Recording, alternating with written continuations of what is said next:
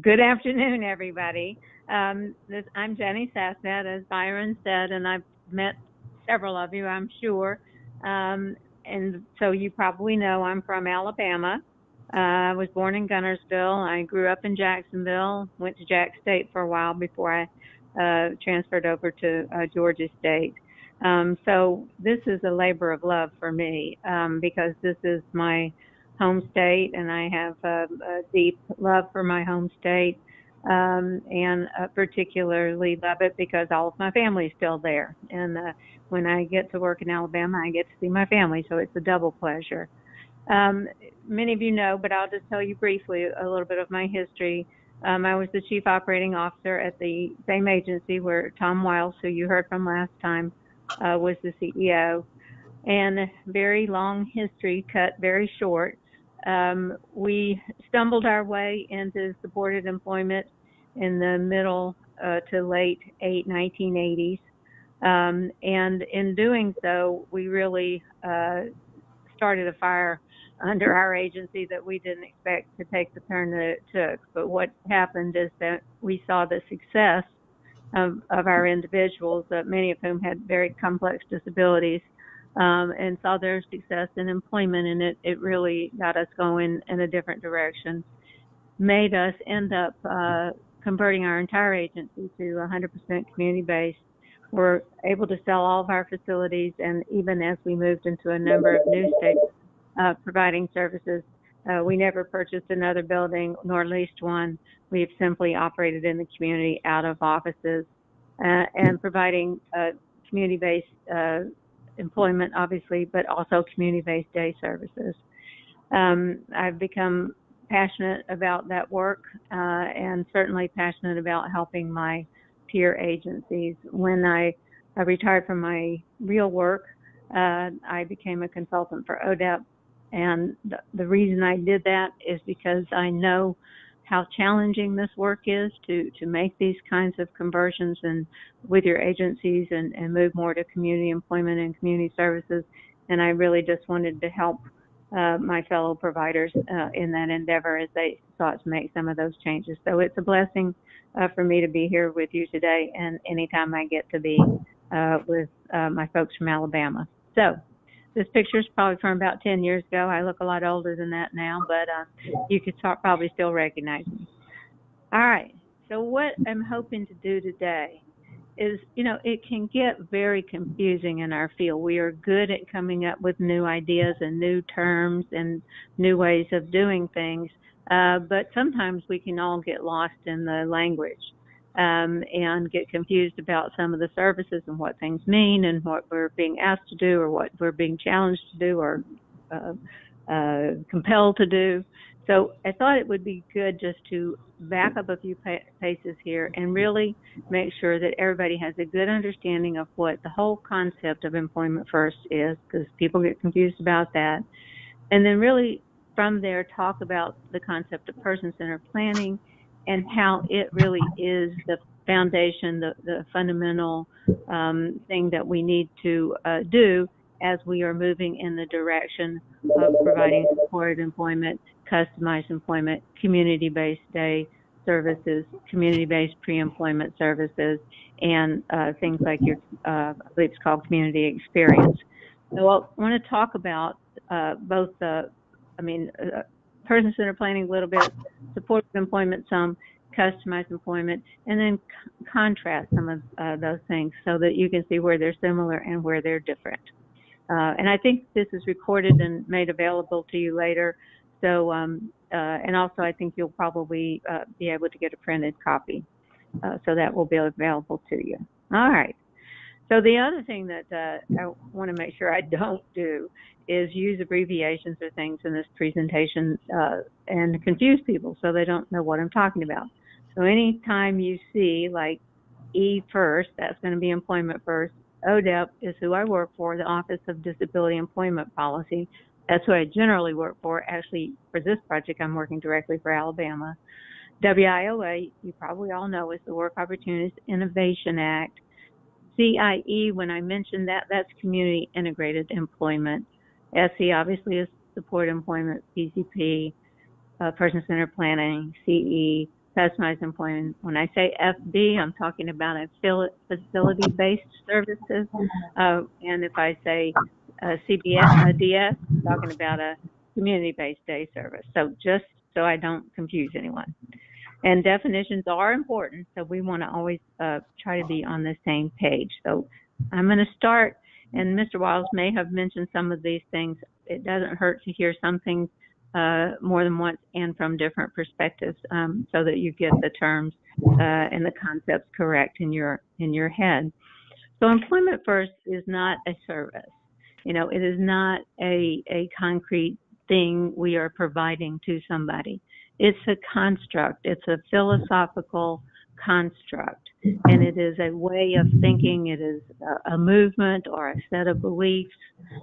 So employment first is really what we're trying to institute.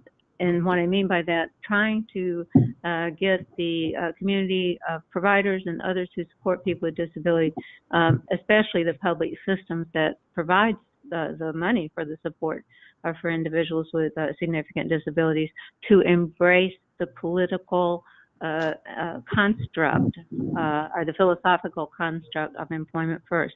And what it really is on the governmental level is just a framework that helps public systems align themselves appropriately so that, and have the practices and the reimbursement structures and all that's necessary to support provider agencies to make community integrated work a priority for people who are in day services and who are seeking employment services. And this is for adults and youth.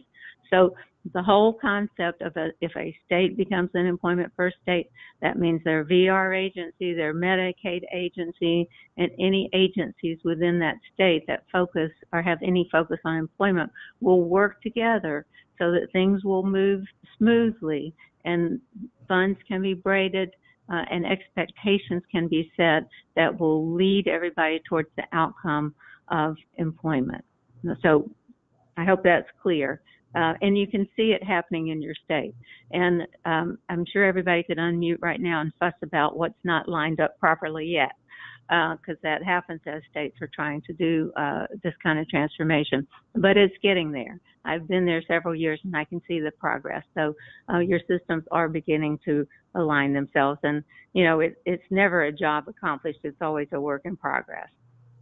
So you will often hear people talk about community integrated employment, or what often is called CIE. And it's important to understand exactly what that means, because that is how ODEP has a certain definition for it. WIOA has a certain definition, and they're very similar. They have the same concepts in them. So it's important to understand when we say CIE, what we're talking about. And what one of the to the right of the page here, you will see the important concepts in what is called community integrated employment. The first of which is money or wages are paid directly by an employer to the individuals. And so that means that if I'm working for Kmart, then Kmart is paying me. If I'm in a crew and I'm working at Kmart and you're paying me and Kmart is paying you, that's not going to meet this definition, because this is wages directly paid by the employer. And of course, it's at least minimum wage, and actually the greater of between minimum wage and the prevailing wage, and again with commensurate benefits. So in other words, it is work just like anybody would do in the community, where you have a job, you get paid fairly, just like everybody else does, and you have access to benefits that would be available to other workers. This is also work that's in a typical work setting, which again means where you and I might work, not a place that is exclusively for people with disabilities, but just the McDonald's down the street or the law office around the corner or whatever. But it is also a setting in which people have the opportunity to interact continuously with coworkers with and without disabilities. This is a place people get confused But if you have somebody in a work situation and they are not able to interact with coworkers who are not disabled or the public, then that is a segregated setting. And so we're looking for integrated settings, and that's places where you're pretty much routinely going to be in contact with non-disabled coworkers. The other couple of pieces of it, one is what we would all hope for our jobs, and that is you have the ability to advance.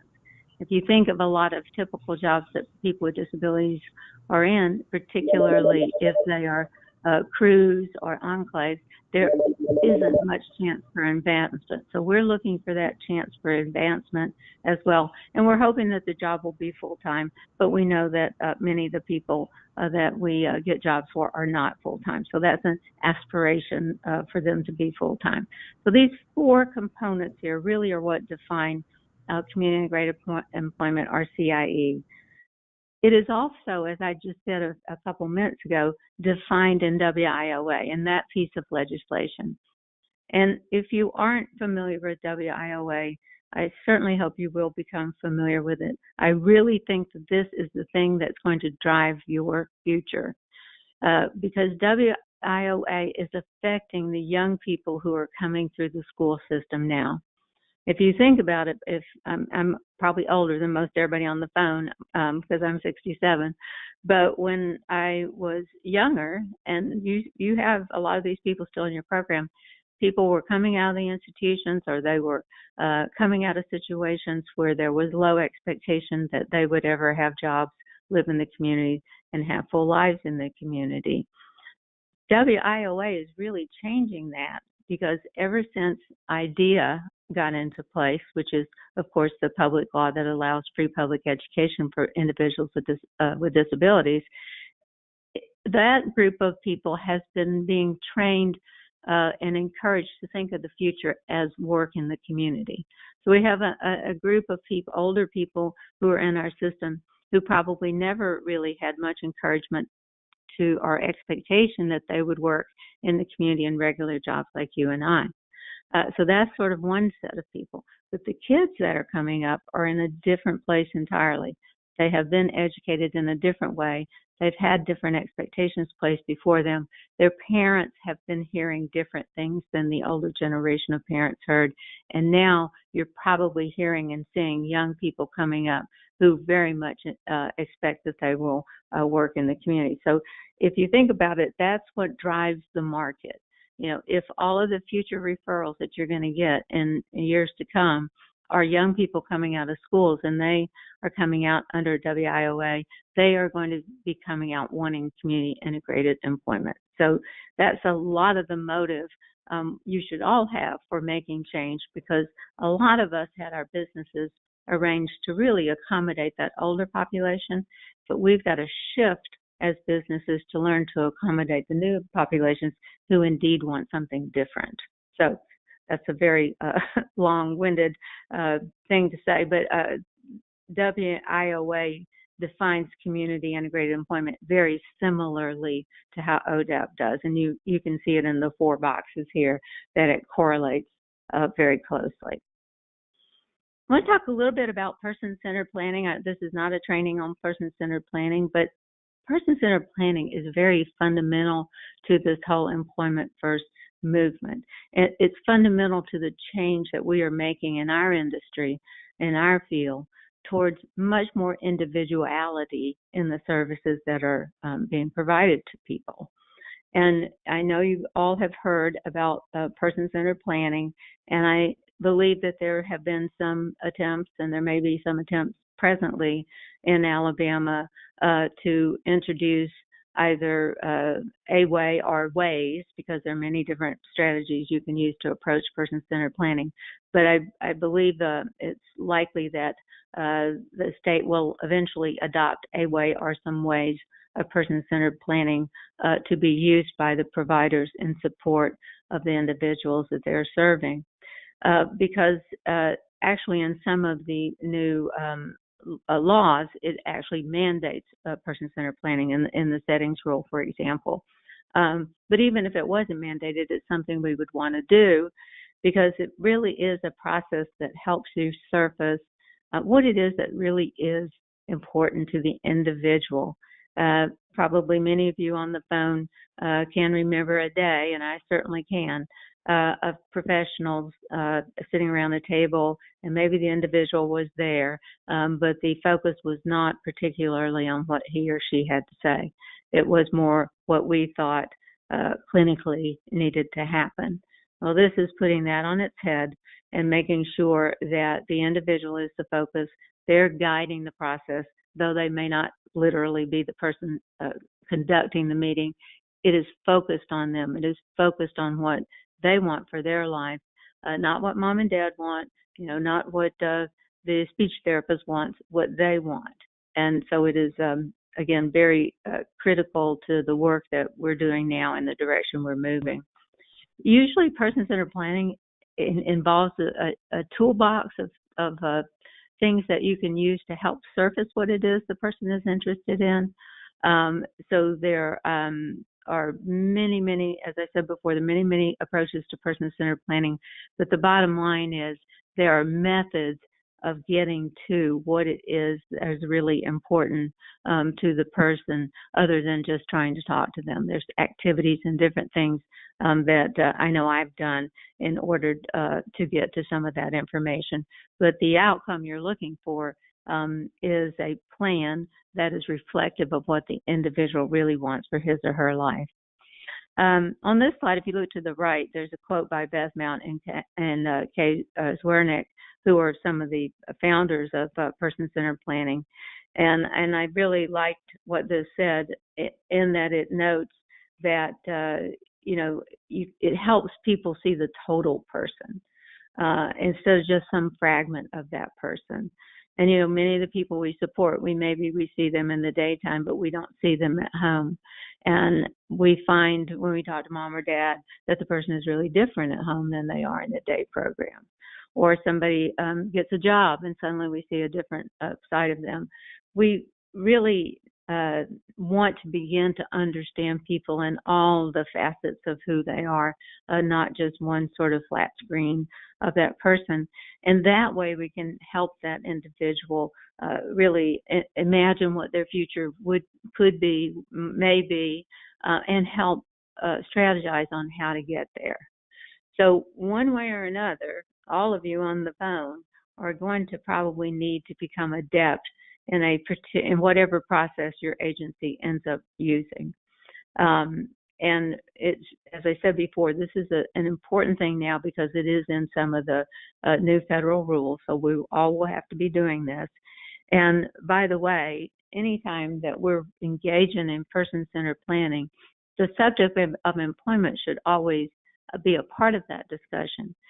And saying that it needs to be a part of that discussion can include the person saying they don't want to work, or why they don't want to work, or why they're apprehensive about working, as well as the fact that they may like to work and they have some ideas about what they want to do. So it's not like we're going in and prescribing what should be the outcome, but being aware that employment is, for example, in your lives and my lives, an integral part of everything I do.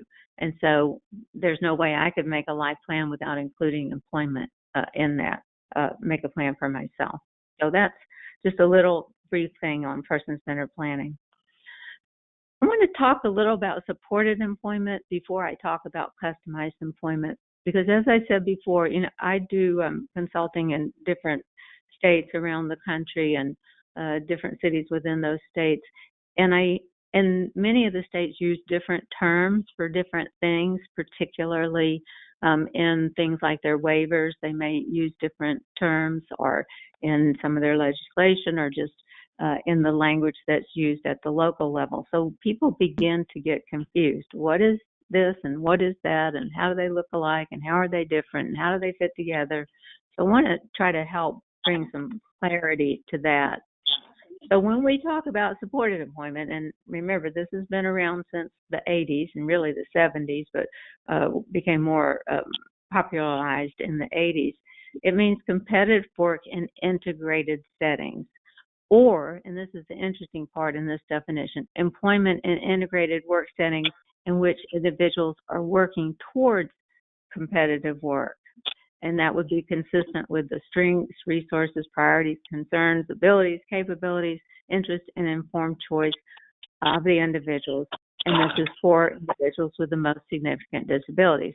Just put in plain English, that means, as it says, competitive work, which means would be a job like you or I might have, in integrated settings, and what it means by or employment in integrated work settings in which people are working towards competitive employment. It could be a situation such as a crew or an enclave, as long as it's clear that that is transitory and you're on your way to hopefully an individual placement, meaning a job of your own. So that's what supported employment means. And who it is for, and this is, again, I think where confusion begins to come in. It's for people who have not had opportunities or have not been successful in regular competitive employment previously.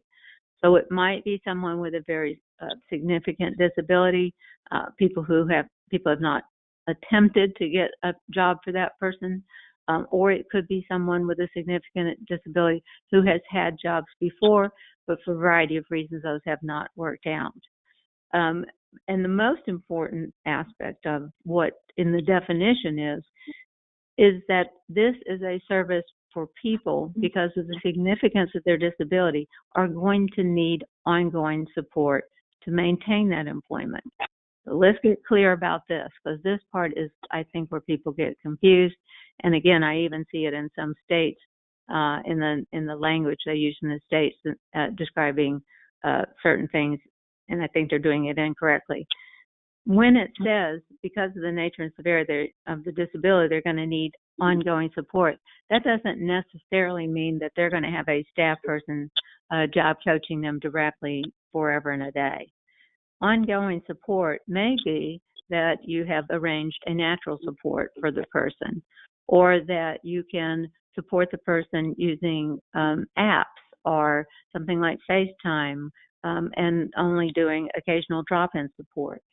There just has to be a plan for, and it has to be, feasible for how that long-term support would be provided to that individual. So we've been getting better and better over time at making good job matches, and better at figuring out how to fade out and put supports in that don't require full-time job coaches, but it's something that we always can get better doing. So the goal, the thing we want out of supported employment, if you are going to do the optimal thing, the thing that is the holy grail, that is the individual job matching. That's one person and one job. That means Genni Sasnett gets a job, and she works for the company. She is their employee, and I'm not supported by the provider. I'm not paid by the provider. Nor are there multiple. Nor is there a crew there. Nor is it an enclave. It's just one person, one job. And so again, this is the thing that we're all seeking. This is what we're trying to move towards. And sometimes we have aspirations, and we don't always make it completely to them, but you have to have those aspirations. You have to have those goals you're working towards.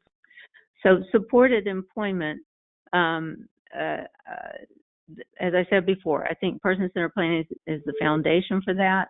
And then in supported employment, the holy grail is the one person, one job. And we can do that, again, through support employment, or we can do that through customized employment.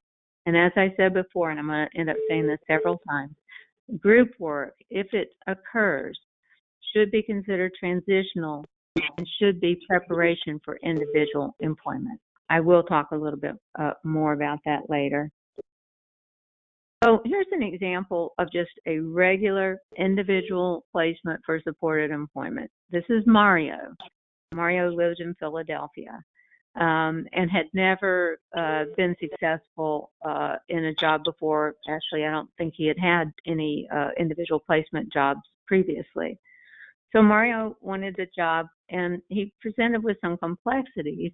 However, he was very well known at his local supermarket.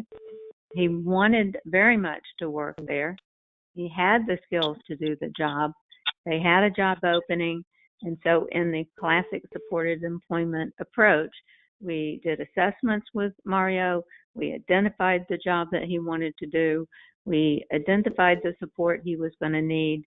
He applied for the job, which you can see here, again, was at a supermarket and was gathering the carts and doing some shelving and bagging and taking groceries to people's cars.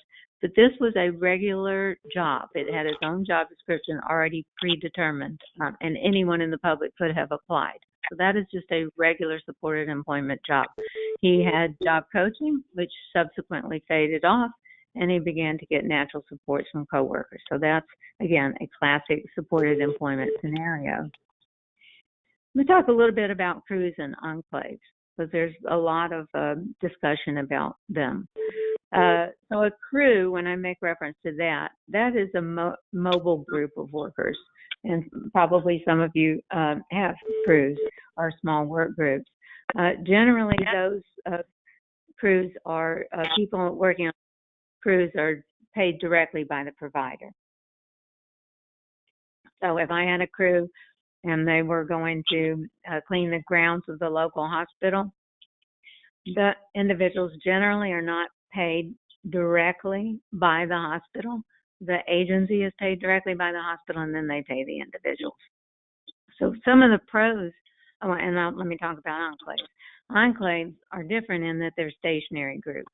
So if I had a group of people who worked in a factory all set together and were in a group together, that would be an enclave. That they go there every day, they work in that factory, but they are not directly employed by that factory. Generally speaking, they're employed by the agency and paid by the agency. So those are Cruisin enclaves. Now, some of the pros and cons there, if you look on the pro side, one, it is paid work, so that's a good thing. Two, it is experience. It is paid work experience, which we like to see. Three, it gives us some things to put on our resume that we had done this work previously. And generally, when you have a crew or an enclave, there is direct supervision there ad infinitum. I mean, they are constantly there. So you have that level of support. Now, where the flip side of that coin comes in is the con side. And here's what I perceive to be probably the biggest issue, that there is inherently a conflict of interest in crews and enclaves, and I'll tell you why. That's because most of the people are both working for and receiving services from the same person. So, for example, if I was working on the grounds crew at the hospital, I would have a job coach, and that job coach, would be providing service to me, but I would also, that person also is my boss on that crew. So there's a little bit of inherent conflict, and I can give you an example of how that would play out. If I was working in an enclave, or say I was on a mobile crew, either one, and I decided I no longer wanted, ABC agency who held the contract for that work, I didn't want them to support me anymore. I didn't like the way they support me. I would probably lose my job as well if I sought to get a different provider, because that job is associated or belongs to not me, but to that agency. So you could get a situation where I really didn't like the agency, but I really didn't want to lose my job.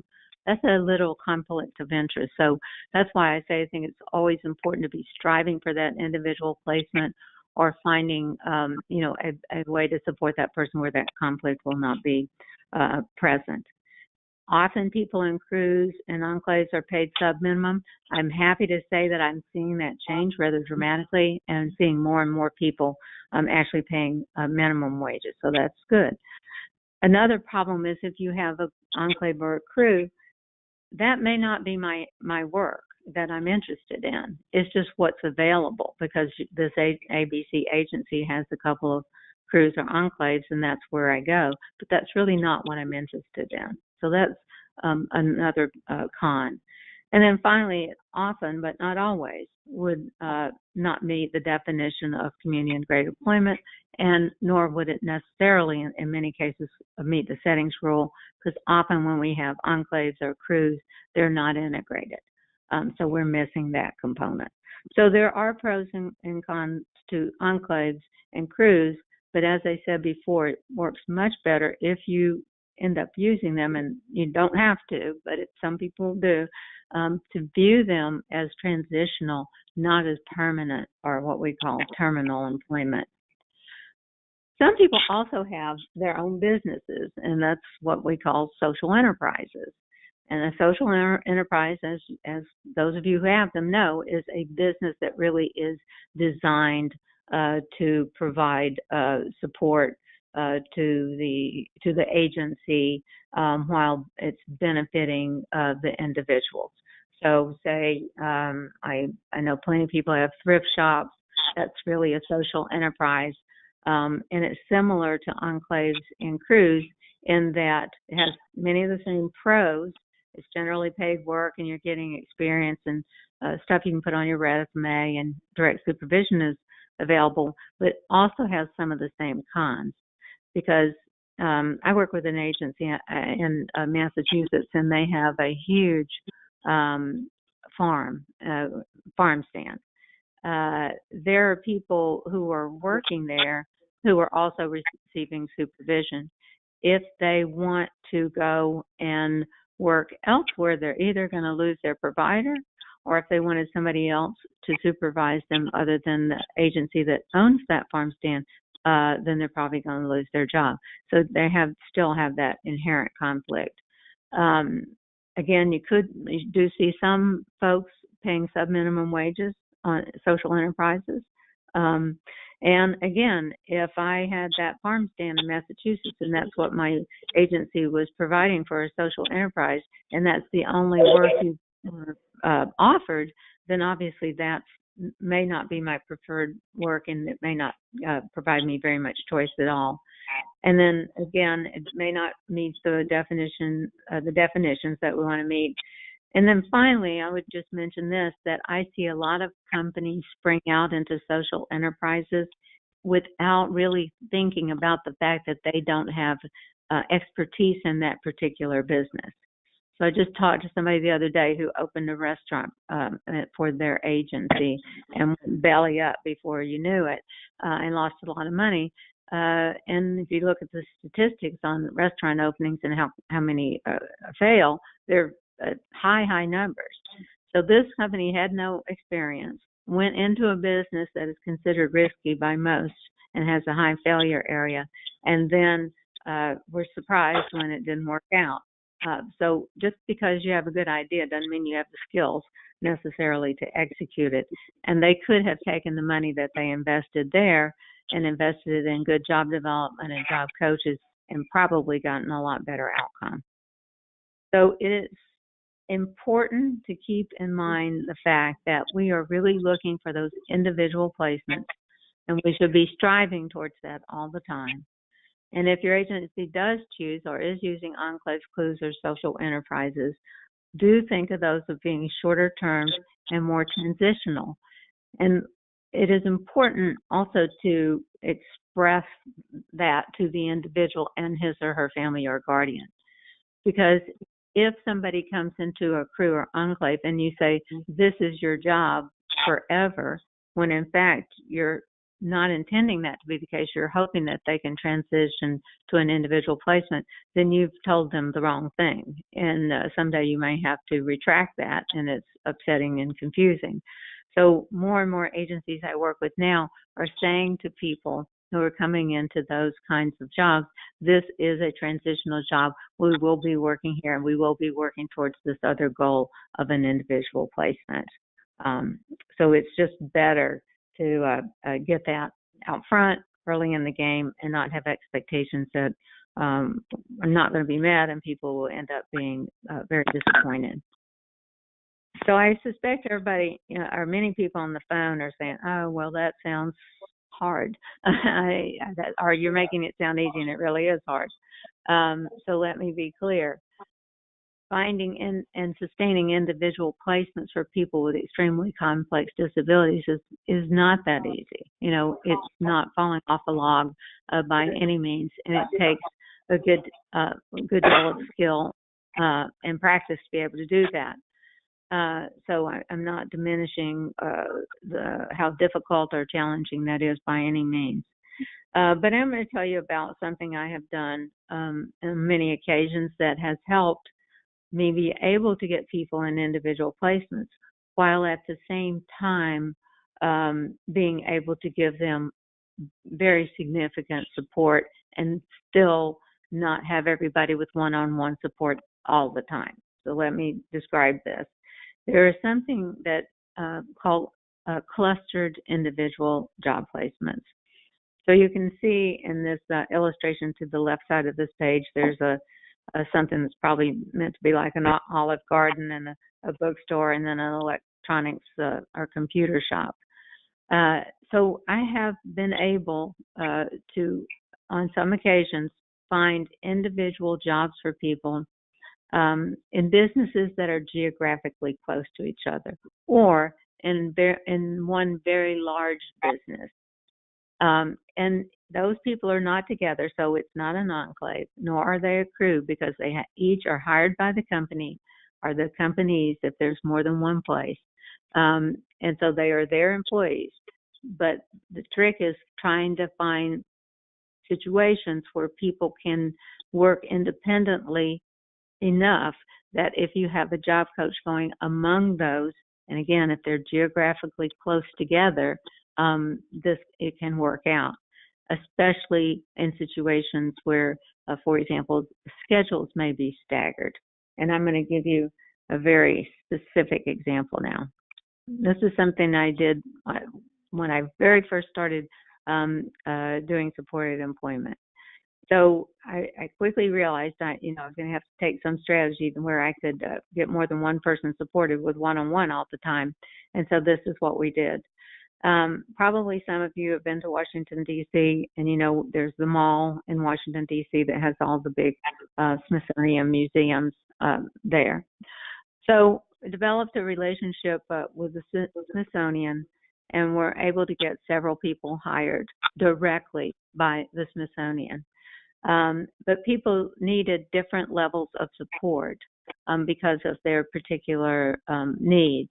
And so what we tried to do was figure out how can we use one job coach to support all of these people across the day, but not at the same time, at different periods of time during the day. So I could use one job coach to support 4 individuals.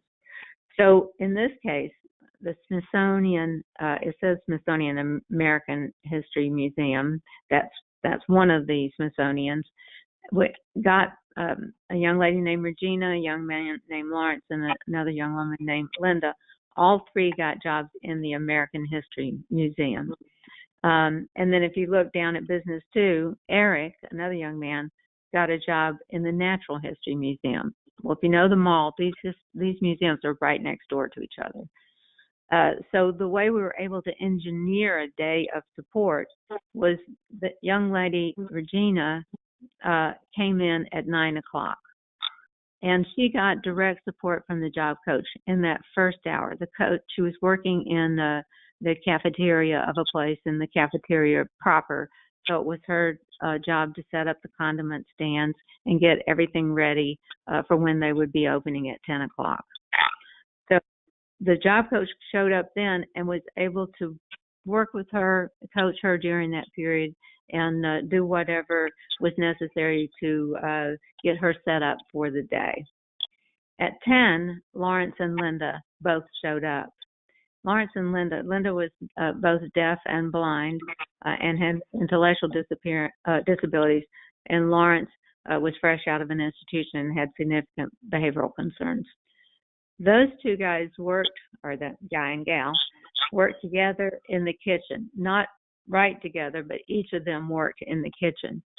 So the job coach, once they got Regina going, and they left her at 10, they went in and worked directly with Lawrence and Linda, splitting their time between them because they needed more direct support. Later in the day, after Eric would come in at the other Smithsonian at 1, and if necessary, the coach could pop over there. But when Lawrence and Linda left at 2 o'clock, the job coach went over and spent the end of her day with Eric, coaching him and talking about what he had done that day and what he would be doing the next day. So we were able to get a lot of people supported in individual jobs by the fact that we were able to engineer those individual jobs being near each other. And again, I'm not going to tell you that that is easy to do because it isn't always, but it can be accomplished. And I think, we have to think creatively like that when we are trying to figure out how to use our resources to the best use. Now I'm going to talk to you about customized employment. So we talked about supported employment. All of what I just talked to you about was supported employment. And customized employment is similar, but it has some significant differences. People get confused and think customized employment is just, barely different than supported employment, or it's just job carving like they do in supported employment, but it isn't. It's not completely, but a significantly different approach. Because in customized employment, and this will make you see, again, why person-centered planning is so important, customized employment is much more in-depth process on both the side where you're working with the individual and on the side where you're working with the employer. Because what you're really trying to do is create a very careful match between the skills, the abilities, the interest of the individual, and the needs of the employers. And so it's a match. It's a match between those two things. And it is always a single placement. It is not crews or enclaves or social enterprises. It's always just one person, one job. So there are really 4 different types of customized employment, but I think 2 of them are too confusing. So I'm just going to take the liberty of just talking about the 2 that I think aren't so confusing. So in customized employment, sometimes what we're doing is that we're looking at the tasks in a particular job or set of jobs among certain employees, and we're saying maybe some of the things that they're doing are things that they shouldn't be doing, because say they're highly compensated people and they're doing something like Xeroxing, which somebody at a lower rate of compensation could do, and then you get more productivity out of your higher compensated people. So it's really often looking at a business and saying, where is there an inefficiency here? Where is there something that doesn't work here? Where is there something where something's everybody's job, so it's nobody's job? Where are there people being paid the big bucks and they're doing menial tasks, and that is not a useful way or the best use of those people's time and talent?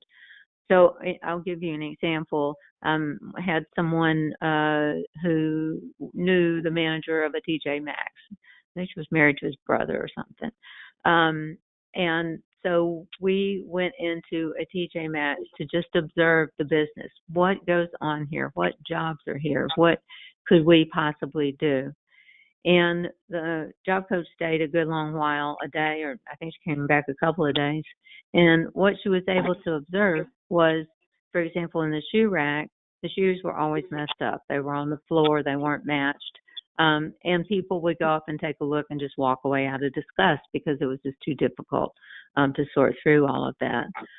Also noticed that there was poor attendance of the dressing rooms, and so clothes were everywhere, and everything was askew. That was a place where they could take a look, and it was no one's particular job to keep the shoes straight, nor was it anybody's particular job to straighten up the dressing rooms. And so that was something that they could take a look at and say, this is something that's hurting this business's bottom line, because I'm seeing people walk away because of things being so disorderly this is probably a great place I can go in and do some create a job description and get employment for this person. I'll talk a little bit more about that in a minute, but that's sort of task reassignment or task assignment. Either it's being reassigned from someone who was supposed to be doing it and can't get to it, or it's way below their skill level, so it's not economically a good idea, or it's just never been anybody's job, and so it's not gotten done. The other thing that happens in customized employment, and often this is for people with particularly challenging disabilities and for whom it is difficult to determine what kind of job would work for them, or who just is somebody who actually really wants to run their own business, and that's self-employment. And that really is about receiving assistance in creating a small business that belongs to the individual.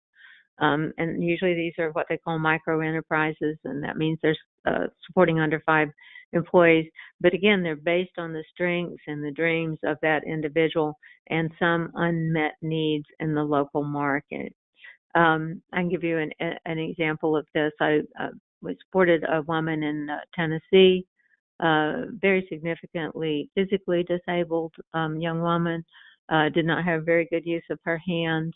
And so she got into doing pottery, ceramics, not pottery. And because of limitations in her hands, the staff figured out to use sponges. And so she would use sponges and dip in paint and then take this, what they call greenware, which is the ceramics that don't have any paint on them, and put splotches on there. And then they would bake them and they would have them for sale. That became her business. She started selling those at craft fairs and to some businesses around town. I bought a dozen wine glasses from her myself. That is that's self-employment. That is, her having a desire to do something. It fit her skill set, and there was obviously a market for it. So that's an example of self-employment. Within the customized employment service delivery, the first thing that happens, and I'm sure you all know of this, and if you don't, you will, and it is a service under your waiver, and it is part of Milestone 1 under your ADRS milestones. But discovery is that part. Remember, I said that customized employment, in customized employment, we're investing much more in learning about that person before we even attempt to seek a job match, much more than we would do in supported employment, although certainly in supported employment we're trying to learn as much as we can about the person. This case, we're digging much deeper. And discovery is always a one-on-one service. You and the individual, not you and a group of individuals. It's just a one-on-one service. And it's really about spending time getting to know the individual. So people are going to say things like, I've known Johnny since he was 3 years old. I know everything about him. I've worked here with him, 27 years, and so I know everything. Well, that's going to be the problem, is that we know that person and we've seen them and interacted with them for such a period of time, then we've already formed our opinion or have preconceived notions about the person. In discovery, you're really trying to break out of what you know and venture into places with that person that you have not been before, so that you can see them in a new light. So if I'd been working in a facility, for 5 years with Johnny, and we're going to do discovery, well, first I'd probably actually want somebody besides me to do it because I know him so well.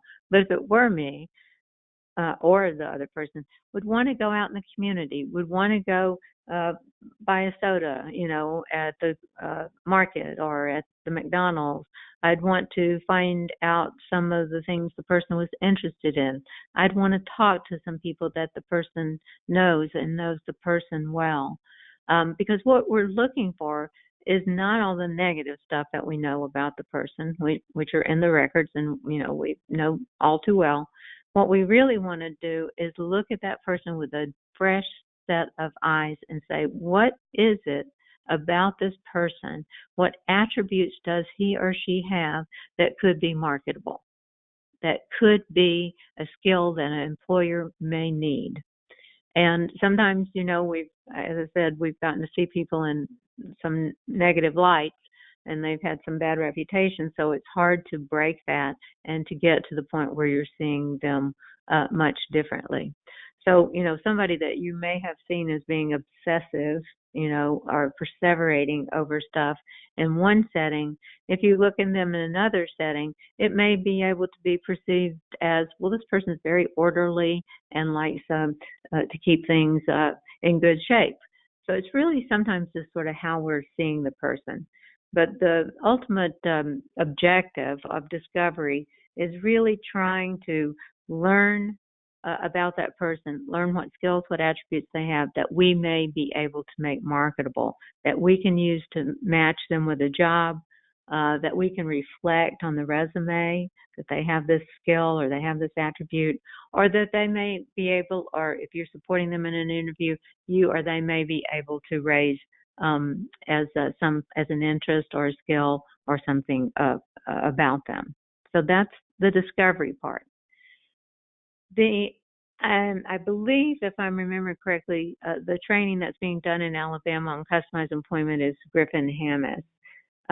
There are different schools of customized employment. They're all quite similar, but they have some different tools that they use. So there's Mark Gold and Associates, there's Griffin-Hammis, and there's Transition, are the three ones I'm most familiar with. But all of them use something like a career profile. And the career profile is really where we're recording the information that we're finding out about in discovery. So remember I talked about you're looking for attributes. Well, this is a way of recording those attributes.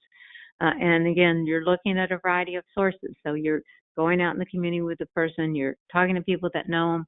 And hey, if somebody said, I think I'd like to do something using a computer, it may include something like a little assessment that would help you understand, exactly where that person was skill-wise. And again, the career profiles, they can be used in a lot of different ways. So if I had a fully articulated career profile and I was doing a resume or filling out an application, it would be a good tool to pull information from. Or if I was supporting somebody, say, in your community experience, it might help me identify what some of their interests were in the community. So as I was building those supports for the person, I was clear about that. Here's just quickly some profile components, and I'm not necessarily going to read all of them to you, but I'm going to show you a sample in a second, and you'll be able to see this. But it really is looking at all these kinds of areas and trying to get the best possible information on that person, because you're going to need that in order to make a good job match for that person. You're going to need to understand things like, there's obvious things like dreams and goals, but what are their learning styles? What are their environmental preferences? And environment is critical. I'm sure many of you on the phone know people who might do well in one environment where it's quiet or orderly and the lights aren't too bright, who would absolutely have a horrible time in some place that was busy with a lot of people and a lot of noise and bright lights and slamming doors. I might not do well in that environment now that I think of it. But we want to know as much as possible. And note that we're not ignoring the things that are challenging, because there are things such as we need to know what they dislike. In some person-centered planning schemes, those are called the non-negotiables. These are the things that simply, do not do. Do not put this person in a job that starts at 8 o'clock in the morning because they do not like getting up early. That's one of their dislikes. And you also, this gives you an opportunity to look at things like the support system, because those of you who have supported people to go to work know that things like transportation, being able to get there on time, all of those things those are going to be critical. So we need to know what is available to them in terms of support. And where it says specific challenges, that's where, if there really is something like the person has some behavioral issues, that you might want to note, because we do need to know those things, then that's where that might come in. But this right here that I'm putting up now, and again, I'm not necessarily promoting this form or anything. I'm simply showing you an example of one approach, and this is the transom approach, which is the one I'm most familiar with. So this positive personal profile form that I have up here this is excuse me, where we would be recording the results of our discovery. So I know this is a little difficult to read, but if you look at dreams and goals, for example, and this person is very clear. They want to live with a friend and in a group home or apartment. They want to get a job. They want to have a date, and they know some very explicit places they'd like to visit, including London. If you look again right below that at their talents, imagine yourself for a second as a job developer. If you knew all of these things, that they had some computer skills, they had some reading, they could use a calculator, they look good, and they were a person who could use some paratransit, that's valuable information. You absolutely would need to know that to match that person to a job. But correspondingly, if you look on the other side of the page, where you see dislikes, pet peeves, and idiosyncrasies, that would tell you some things to look out for. This person cannot be where people are yelling at the employees or reprimanding people. This person is going to be really meticulous, so we're going to have to be aware, of what may come from that. They eat very slowly, so lunch could be an issue. They have some echolalia, and so that too, communication might be an issue. All of these things are things we need to know in order to do an excellent job of matching the person. That's one half of the equation. Now we're talking about the other half of the equation, and this is the employer side of the equation. In the old days when we just did supported employment, and I'm as guiltier than anybody in the world, we used to beg, borrow, steal, promise our firstborn, whatever it took to get somebody in a job. And we learned what a mistake that was, because you can coerce someone into hiring someone, but if they don't really need that person, or if that's not really the right person, or it's not the right match for that individual, that is not going to work out. In the long run, it is not going to work out. Then the employer is going to be spoiled in their attitude towards hiring people with disabilities. The individual could be spoiled in their attitude about work, and no one has gained anything positive. So, we have learned to do a much better job of learning about the business. They are an equal partner. The employee and the employer are equal partners. We have to know more about businesses than we have previously, especially if we're going to do what I was describing earlier at the TJ Maxx, which is going into a business and actually identifying where there are some weaknesses in that business, or places in that business in which they could become more efficient in the work that they do. So that's really what this slide is talking about it's now incumbent upon us when we're doing customized employment to spend that time with the individual, but then go out, and usually it's most helpful if we can do a warm introduction to a business, but you really can do it either way. And that's, as I was describing earlier, when you go into the business and just learn about it. What do you do here? Tell me about the types of work you have here. What do you produce here? Just learning about the business. And people are amazingly happy to tour you around their businesses and tell you about it because they're proud of what they do. But it gives you a minute to take a look at that business and try to see if there is something that is a match made in heaven there between the individual that you're seeking employment for and the employer. Now, obviously, you've already talked to the individual, so you know their areas of interest. So I'm not going to go to a business that does things that are not in the area of interest of the person. There has to be that initially. But then you're really in there to try to figure out where that match is. And I can give you another example that I think might be helpful. in our own offices at my agency, we realized that everybody and their brother who were in management was jumping up every many minutes and going and Xeroxing things. And some of those were big jobs, some were small, but these were managers and they were being paid at a certain level, and it really was inefficient for them to do that, to get up and down that much. So we decided to put boxes on the corners of people's desks where they could put their Xeroxing. And then there was a young woman who was perfectly suited to do the Xeroxing for the agency. She was hired as an employee by the agency, and that was her job, to go around periodically, pick up the Xeroxing and take it back. She was a wheelchair user, and it actually was a perfect fit for her. So that was an inefficiency in my own business that we saw, that we could make a match, and she could have a good job. We could be more efficient, and all would be well.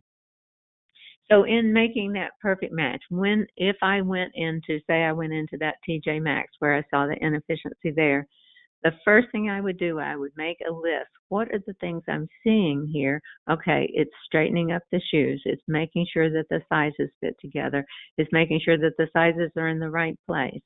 When it's making sure that these clothes are picked up and hung up around the dressing room area. Once you have determined what those things are that you think could go into a job proposal, then you begin crafting that proposal. And generally that's like creating a job description. But you are making that or putting that together so that you may then go to the employer and say, look, I made this observation, I have this idea, I think that we could help you here. I think we could improve your bottom line, and this person would be happy to be your employee. Let's try a working interview. That's generally how I would do it, because the truth of the matter is I don't know, and the employer doesn't know if this is going to be the right match. Let's try it out together, and if the working interview works out, then we have that match made in heaven. As with supported employment and customized employment, the follow-up is critical. So the follow-up is not just support to the individual. The follow-up is support to the employer and the individual. Are you both satisfied? Do you both have what you need? Do we need to adjust anything? How is this going? In order to make this work, you have to provide excellent customer service, and don't wait for somebody to tell you that something is not going well. You need to ask for that feedback, and then you need to listen, and then you need to act. All of you on the phone perhaps, and certainly I have had the experience of people losing a job over poor behavior on the part of the job coach or the employment specialist. That's a no-no. So it's important that we are extremely respectful and do that follow-up timely and efficiently. Now, I'm going to just mention this because I think anytime we're talking about employment, we need to talk about this too. And that is that's the notion of having wraparound supports, because probably many of you know people who could go to work, want to go to work, probably won't work full-time, at least not initially, and they're going to need some support in other times of the day because there's still skills that they need to be building. There's still perhaps additional things they want to explore. Maybe they're working and they don't get to take that paycheck to the bank and spend it, cash it and spend it. Mom and dad put it in the bank, so they don't get the reinforcement of working like you do when you get your paycheck and get to go buy yourself something. So maybe there's a person who works part-time who would do well to be in community experience or community-based day services, whatever the appropriate services in your state, so that they could feel some of that benefit of that work. They could learn about things they can do with their money, and it would be a reinforcement to the concept of work. Also very good for relationship development and pursuit of other interests, because just because we work doesn't mean we don't have any other interests. And sometimes our work is more fulfilling when we have a life and where that's full of other interests too. So don't forget about your wraparounds. I want to talk to you about AL-APSE. I always talk about AL-APSE because I stay in touch with him and I stay in touch with his mom, and he's just such an inspiration. He continues to inspire me. Alex is a young man. This is he, and this is where he works at a stables. And Alex is a young man, when I met him, very young man, who lives with autism. He also has a significant seizure disorder, which causes him a lot of medical complexity, to have a lot of medical complexities. So when we met Alex, his mother, when he was leaving school, came to us and said, "I'm looking for an agency that will help Alex get a job working with horses." Well, she said she had been to many other agencies in town, and everybody said, "We can't do that." That was likely because it was in Washington, D.C., downtown, and there's not a heck of a lot of horses around there. But we had a super fantastic employment director who couldn't be defeated no matter what, and she was like, "Sure, we can do this." So the best thing, from the get about Alex was that he had a family behind him who had expectations that Alex would work. This wasn't a question in their mind. They knew they wanted him to work. He wanted to work. It's just, how can we make this happen? So his specific talents and interests, obviously, one, loves horses. Two, he was a very good worker. He loved to work. But one of the best things about him is he's hilarious. He's so funny, and everybody really loves him because he has this dry sense of humor that is very charming. So when we did discovery with Alex, we weren't trying to figure out what he wanted to do. He knew what he wanted to do. We just needed to understand what about horses he wanted to do. What could he do? What skills did he have or abilities that did he have that would be appropriate in the care of animals, horses in particular. And as I mentioned before, because of his autism, this was some of the challenges. He had a very high need for predictability. And as you all know, work doesn't always come that way. It can be unpredictable. But we needed to know that we needed to keep that in mind. What could we get that would be the most routine and predictable for him? Also, as I mentioned, he's subject to missing work sometimes because he goes in the hospital for medication adjustments. And as I also said, it was hard to find this particular choice in downtown Washington, D.C. The good news is he came to us having had community-based work experience that was paid.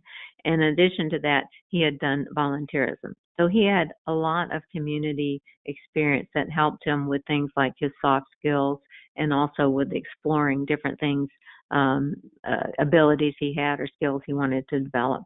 And of course, his goal was to work with horses, and that was it. Amen. So the first thing was try to find a place with horses. We're able to do that. There was one stable in a park in D.C. that had horses, so we were able to go there. The job developer did the informational interview and some tours, and even asked him if he could do some work trials there, which he did.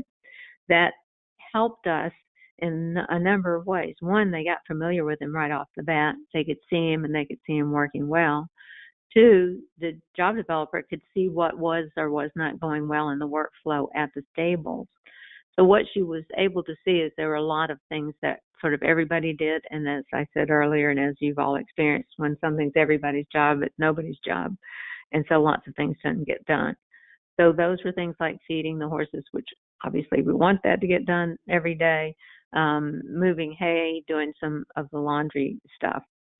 So she put that task list together, created a job description, met with the manager who had already been seeing him working, so he was really already into a working interview, but they structured it a little more so he could do the specific things that were in the proposed job description.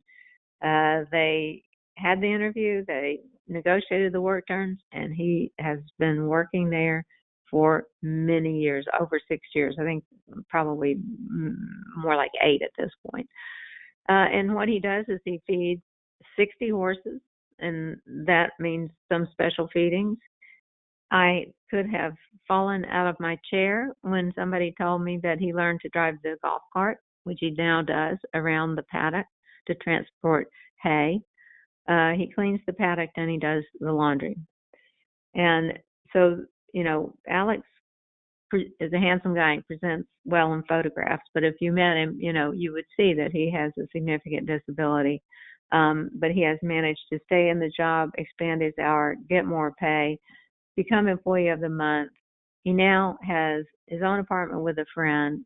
He has lots of friends from the stables, and he just have a perfect life. And if you can see Alex on the horse here, he never wanted to ride. He just wanted to work with horses. But after he had been there a while, he made friends with some people and became a rider. And this is him on one of the rides. So another example, because I think examples often help you get your head around these things, is a gentleman named Paul. Paul also had strong family support and a very creative mother who was always thinking.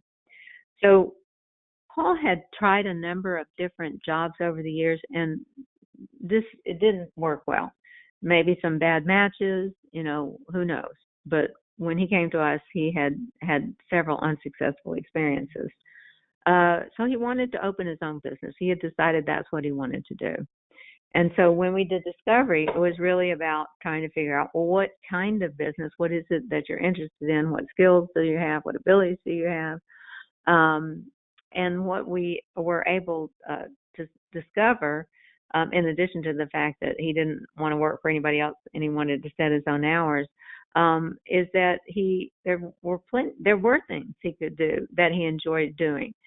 He liked stocking, but he just didn't want to do stocking like in a regular store. He too had community-based work experience, and he had an employment goal of being self-employed. So we identified an area of interest for business exploration, and that was the vending business. His mom, bless her heart, leased 2 vending machines for him to get started. And and prior to that, we actually did some work trials on some vending machines so we could make sure that he could do the work and he enjoyed it. Nicely, we went out to identify partners to place the machines, and I'll tell you in a minute who we found initially. It was a good match. And then we had to figure out all the transportation. How do you get him places? How do you get product places? All of that. And once we had sort of crafted that, we did a business plan or helped him do a business plan, and then he got started. And so this is the customized job. This is Paul. And you can tell this is in Pennsylvania. You got hers chips, and that's from Pennsylvania. So he has his own vending business. And the way he started, and I alluded to this a moment ago, is the DDS or DHS allowed him to put vending machines in their building because they wanted some. Soon and that was very successful, and because other people were aware that those vending machines were there, he was able to expand to other close by locations and got a number of vending machines. We figured out an innovative way to get the product and make deliveries at a reasonable cost to him. And this person who was considered unemployable because he had been in and out of jobs was now a business owner and had all of the good things that come with that, including his own independence and all the snacks he could eat. So I just hope that in all of this you're able to hear that, employment first is a concept. It is a construct. It is the goal. It is a movement. That's what we're striving towards, to make employment just as important in the lives of the people we serve as it was made important in our lives.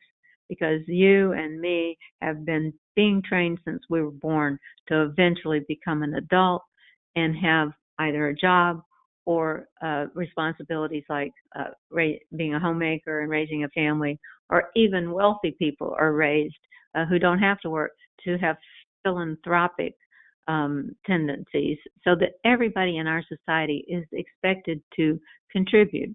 We hold people in high regard because they contribute. and we hold some people in lower regard who choose not to contribute. So we want to make sure that we are setting a level playing field with similar expectations for people with disabilities, understanding that we will have to provide supports to achieve that, and we will have to be creative on the pathway.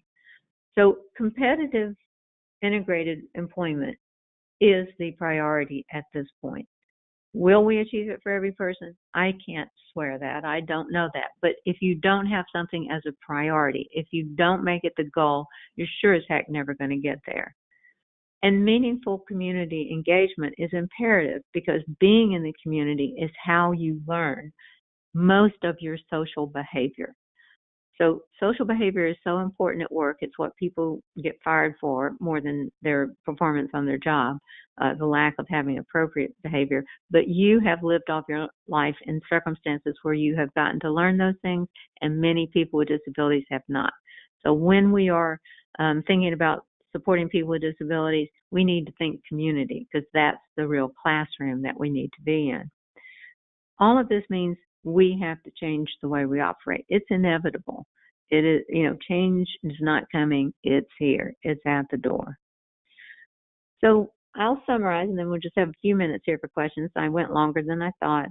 And that simply is, employment first is the framework now for our industry, making CIE the preferred outcome for folks. Person-centered planning, that's the foundation. That's what causes us to begin to think of people as individuals and see their individual goals. It is critically important. Individual placement, supported employment, one job, one person, one job is the preferred thing that we're trying to achieve. And when we are using other strategies like enclaves and crews and social enterprises, those should be considered time limit and transitional. Those are going to get the person to the place where they have that individual placement. And by the way, I'm not implying in any way that you have to first work in a crew, an enclave, or a social enterprise in order to get an individual placement. That should not be the case. Most people should go straight there, but some people do take that route.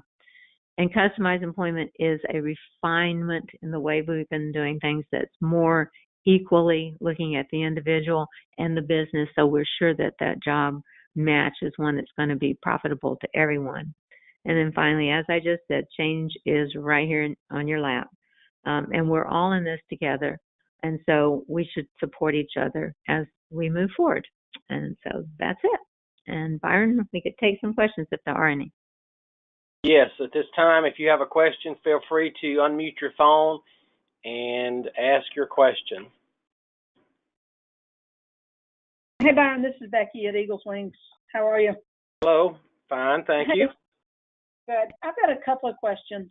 One of my questions was, when we talk about doing the employment, especially the start of the business and stuff, that's a great idea. I love employment first. Byron, you know my background.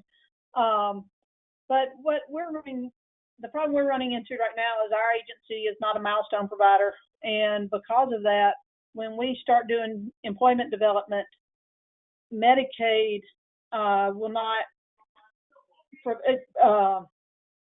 allow us to provide that service unless they have been found by another agency, ADRS in this case, to be unemployable. Is that correct, or I may be incorrect on that? I would answer your question in this way, and then Genni, you can add to that. A couple of things you said. Our waiver definitions clearly say that a person must first attempt VR services prior to us providing job coaching and job development, especially because that is a service that VR specializes in.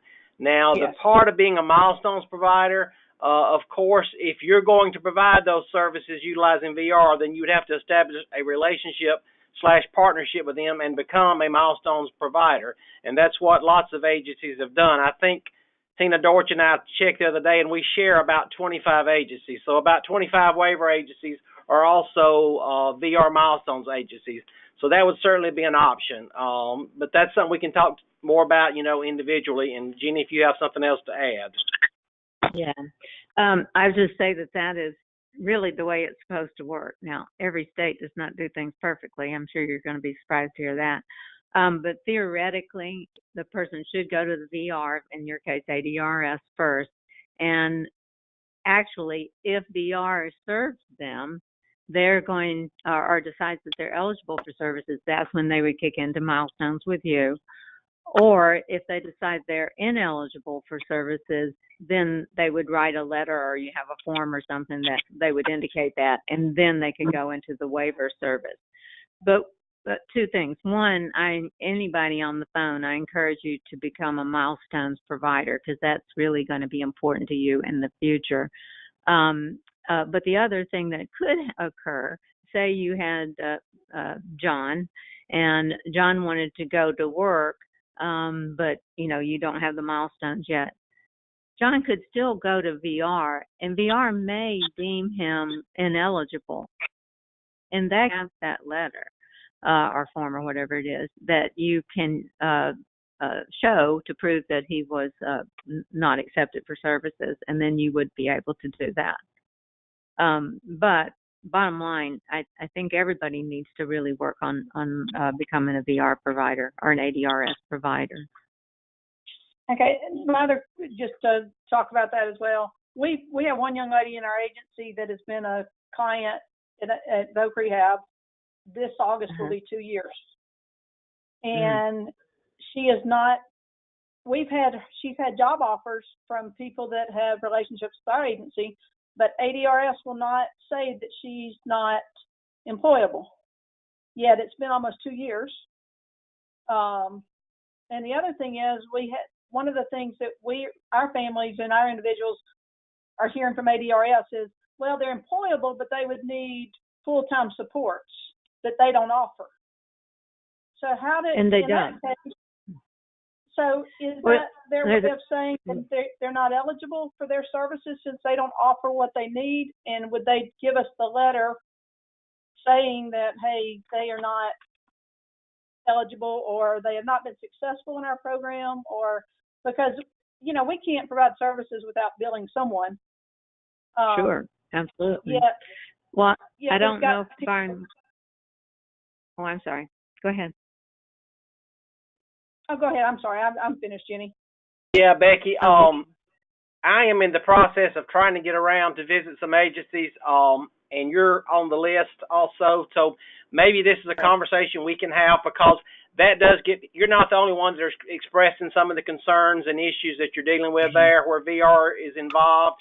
I do know, being a former VR employee, that quote letter we're talking about, that's always a very, they're just not really wanting to do written letters, but it may be that we have to just figure out a way that you yourself are documenting in that person's file all the things you just described, the attempts you made and how long the person has been there. So there may be ways we can get around having an official letter from VR, even though that might be a best practice. If you document everything and have some backup to sort of support what you're documenting, there may be ways to get around that. We could talk about that, in a meeting. Yeah. Okay, right. That sounds great. Thank you very much. Jenny, thank you for your time today. It's been awesome. Oh, well, good. And I'm coming to see you, Becky, so it won't be long. I'll be there, I think, is it in late April? I think you're on my list.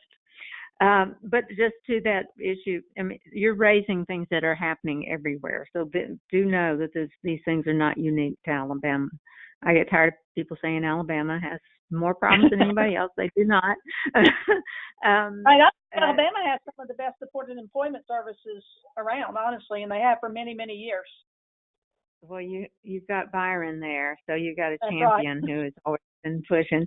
But what I was going to say is, there's going to have to be an education at many different levels in the state, and this is so common that sometimes the support coordinators don't fully understand stuff. Sometimes the rehab counselors don't fully understand stuff, and then it gets very confusing because they start telling you can't do stuff that you can, or different things like that. And part of that is because they don't have education. But theoretically, just because somebody is going to need some longer term support does not make them ineligible for VR services. That you have to actually qualify to need longer-term support to be eligible for employment. It's just, what is that longer-term support? If it is one person going to get follow-along support through Medicaid ad infinitum, you're probably going to have a hard time getting that funded. That's why I talked about things like the job clusters. But there's nothing to preclude VR from from making someone eligible just because they think they'll need long-term support. They can't provide it themselves. They do shorter-term support, but the theory is that Medicaid and ADRS are braided together in their funding. It starts with the VR dollar, it ends with the Medicaid dollar. And that's how it's supposed to work. But, you know, there's lots of room for confusion, and it's there. That's what you're talking about. The long-term support would be provided through the Medicaid waiver. Yes, but we got to get that front end from somewhere. So, yeah, that's the deal. I understand. Thank you. Okay, we got about 2 minutes or 3. We can wrap it up by 2:30. Are there any additional questions before we close out the webinar today? I have resent via email the visit dates because I'm hearing from more of you that you did not get the original email or you're not able to open the attachment. So I sent it in an email earlier. So you should actually have your visit date now of when either Tom or Genni will be at your agency. And I've also asked them to email you again directly to let you know some things you need to do to prepare for those visits. And I think there may be some information they will be asking you to have available, or send to them ahead of time. And they'll, once they see my email today, they'll be back in touch with you to communicate that with you again. Our next webinar is April the 16th, Tuesday, April the 16th. That's the third Tuesday of April. And so at this time, we will say this webinar is complete unless anyone has anything else. Thank you, Genni, of course, as always. Yes, you're more than welcome. And I look forward to seeing everybody. All right. Thank y'all. We will stop the recording now and talk to y'all next month. Thank you.